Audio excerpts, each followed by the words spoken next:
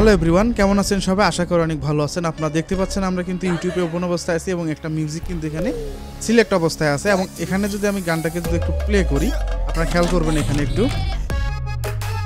খুবই সুন্দর একটা কিন্তু ট্রানজিশন ক্রিয়েট হলো। আজকের ভিডিওর মূল টপিক হচ্ছে এই ট্রানজিশনটা কিভাবে ক্রিয়েট করতে হয় সেই প্রক্রিয়াটা জানাবো। তো এখানে আর কথা না, চলুন শুরু করা যাক। তো শুরু করার আগে আমি যদি আপনাদেরকে একটু ব্রেকডাউন দেখানো ট্রাই করি যে আসলে আমরা তৈরি করার পর কি হবে সেটাকে যদি একটু দেখানো ট্রাই করি। এজন্য আমি এখান থেকে চলে যাচ্ছি প্রিমিয়ার প্রোতে এবং আপনারা দেখতে পাচ্ছেন একটা কিন্তু মিউজিক ভিডিও আমি এখানে ওপেন করে নিয়েছি। এখন যদি আমি এটাকে একটু প্লে করি, আপনারা একটু খেয়াল করবেন, দেখতে পাচ্ছেন সেম ট্রানজিশনটা কিন্তু আমরা এখানে ক্রিয়েট করে ফেলছি। তখন এই ট্রানজিশনটা ক্রিয়েট করতে আমাদের দুইটা সফটওয়্যারের প্রয়োজন হবে, একটা হচ্ছে প্রিমিয়ার প্রো আর একটা হচ্ছে আফটার ইফেক্টস।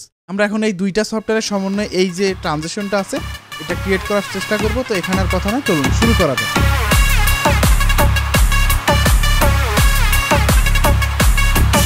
Welcome back. আপনারা দেখতে পাচ্ছেন আমরা কিন্তু যেই ব্লাং একটা এখানে কোনো প্রকার ইফেক্ট নেই, জাস্ট একটা ক্লিপ এখানে আছে কালার অবস্থায়। এখন আমরা এটার মধ্যে এই ট্রানজিশনটা ক্রিয়েট করবো। এর জন্য আমাদের একটা জিনিস লক্ষ্য করতে হবে, অর্থাৎ আমরা কতটুকু এরিয়ার মধ্যে আমরা এই ট্রানজিশনটা ক্রিয়েট করতে পারি, কত সেকেন্ডের মধ্যে, সেই অংশটুকু আগে আমাদের সিলেক্ট করে নিতে হবে। ধরুন আমরা এখান থেকে এইটুকু জায়গার মধ্যে কি করব, আমরা এই ট্রানজিশনটা ক্রিয়েট করব। এক্ষেত্রে আমাদের প্রথমত যে কাজটি করতে হবে, ফুটেজটি সিলেক্ট করার পর রাইট বাটন ক্লিক করে আমরা দেখতে পাচ্ছি replace with after effects composition. Just এখানে ক্লিক দিলে আমাদের আফটার ইফেক্টসে ওপেন করবে এবং আমাদের একটা প্রজেক্ট সেভ করতে বলবে।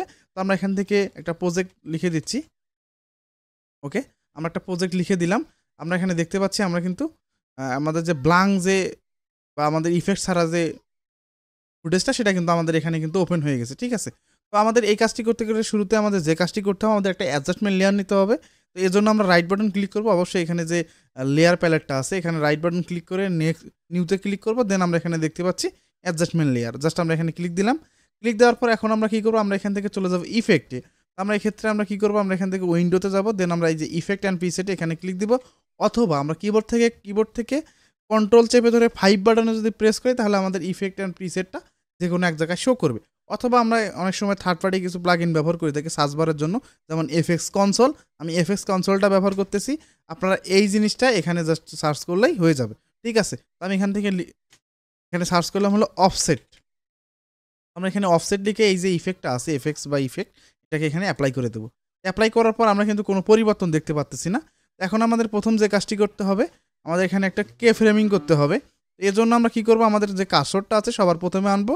আনার পর আমরা কি করবো, এই যে শিফট টু সেন্টার, এখানে এই যে টগল অ্যানিমেশন যে আইকনটা আছে এখানে ক্লিক দিতে পারি, অথবা আমরা চাইলে এখান থেকে অ্যাডজাস্টমেন্ট লেয়ারটি আছে এটাকে এক্সপান্ড কইরা জাস্ট আমরা নিচের দিকে একটু দেবো, ইফেক্টটাকে এক্সপান্ড করবো। দেন অফসেটটাকে এক্সপান্ড করলে এই যে শিফট টু সেন্টার এখানে এই সেম জিনিসটা আমরা পাবো।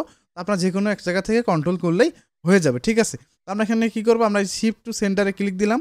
ক্লিক দেওয়ার পর আমরা এখান থেকে আবার শেষে যাব।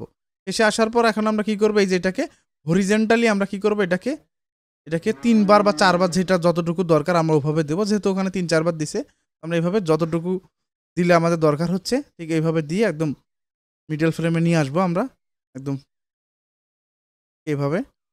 ওকে, এখন যদি আমরা এখান থেকে প্লে করি, দেখতে পাচ্ছেন এই যে সেম জিনিসটা হচ্ছে, কিন্তু ওই রকম ফিলটা আমরা পাচ্ছি না যে জোরে গিয়ে ধীরে হয়ে যাবে, এই ব্যাপারটা আমরা কিন্তু এখানে পাচ্ছি না। তো এক্ষেত্রে কী করতে পারি, আমরা কে ফ্রেমটাকে একটু গ্রাফ এডিটরের মাধ্যমে এটাকে আরও কাস্টমাইজ করবো।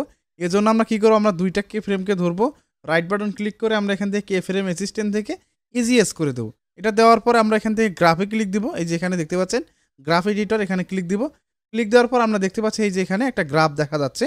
তো আমরা কী করবো, আমরা এই দুটাকে ধরবো। ঠিক আছে, এই দুটাকে ধরে জাস্ট এই যে এখানে যে আমাদের যে পাথের যে ব্যাপারটা আছে, আমরা জাস্ট এটাকে ধইরা জাস্ট এইভাবে আর এটাকে এইভাবে জাস্ট এইভাবে মিল করে দেবো। ঠিক আছে, এখন যদি আমরা এখানে প্লে করি, আপনারা খেয়াল করবেন এখানে দেখতে পাচ্ছেন খুব সুন্দর একটা কিন্তু অ্যানিমেশন হয়ে গেছে। এখানে স্লো থেকে স্পিড আপ হয়ে গেল, খুব সুন্দর একটা ব্যাপার দেখা যাচ্ছে। এছাড়া আমরা আরোভাবে এখানে কাস্টমাইজ করতে পারি, আমরা এখানে দেখতে পাচ্তেছি।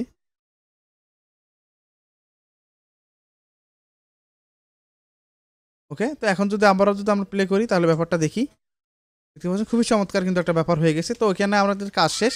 এখন আমরা কিবোর্ড থেকে কন্ট্রোল চেপে এস বাটনে প্রেস করব এবং আমরা এখান থেকে প্রিমিয়ার প্রোতে ব্যাক যাব। ব্যাক যাওয়ার পর আমরা দেখতে পাচ্ছি আমাদের কিন্তু টাইমলাইনের যে ক্লিপটা সেটা কিন্তু কালার পরিবর্তন হয়ে গেছে। এখন যদি আমরা এখানে একটু প্লে করি তাহলে দেখতে পাচ্ছেন এই যে ব্যাপারটা হয়ে গেল। ঠিক আছে, এখন আমরা কী করবো, এখানে আসার পর আমাদের ফুটেজটা কিন্তু বাড়ি খাইছে। তো এখন এখানে একটা ট্রানজিশন দিতে পারি। সেই ট্রানজ্যাকশনটা আমরা কী করবো, প্রিমিয়ার কম্পোজার ব্যবহার করে এখানে একটা ট্রানজ্যাকশন দিই। আমরা ট্রানজ্যাকশনে গেলাম, এই যে লাইট লেক এটাকে আমরা এখানে অ্যাড করতে পারি।